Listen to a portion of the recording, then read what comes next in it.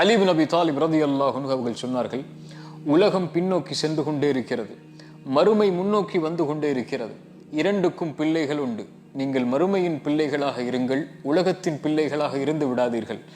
இன்று செயல்படலாம், விசாரணை கிடையாது. நாளை விசாரிக்கப்படுவோம், மறுமையில் விசாரிக்கப்படுவோம். ஆனால் எந்த ஒரு செயலையும் செய்ய முடியாது.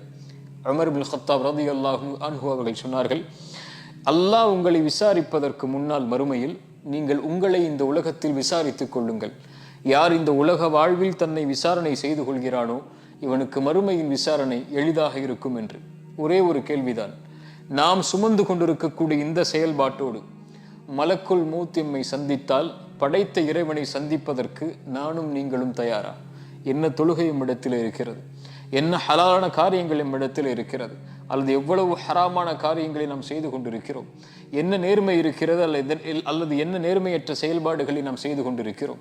இந்த நிலையில் தொழுகை இல்லாத, நேர்மையற்ற, ஹராமான காரியங்களை செய்து கொண்டிருக்கக்கூடிய, படைத்த இறைவன் விரும்பாத காரியங்களை செய்து கொண்டிருக்கக்கூடிய சூழலில் மரணம் வந்தால் என்னாகும்? ஒருவேளை எஷாவை, தொழுகையை தொழாமல் நீங்கள் உறங்குகிறீர்கள், மலக்குல் மௌத் நீங்கள் தொழாமல் உறங்கிக் கொண்டிருக்கும் போது உங்களை வந்தடைந்தால் மறுமையில் எந்த நிலையில் அல்லாஹ்விற்கு முன்னால் நிறுத்தப்படுவீர்கள்?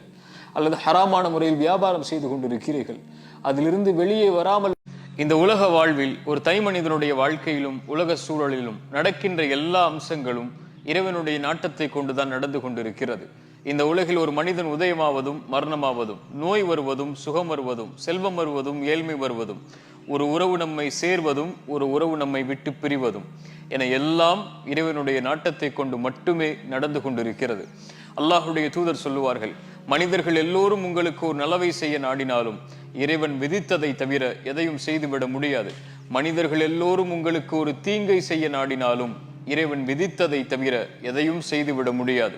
அல்லாஹ் சொல்கிறான், ஒரு மரத்தில் இருந்து இலை கீழே விழ முடியாது இறைவனுடைய நாட்டம் இல்லாமல், கல்வி இல்லாமல். ஒரு வசனத்தை உங்களுடைய வாழ்க்கையில் எந்த நிகழ்வு நடந்தாலும் மனதில் பதிய வைத்துக் கொள்ளுங்கள். லை யுஸீபனா இல்லா மா கதபல்லாஹு லனா.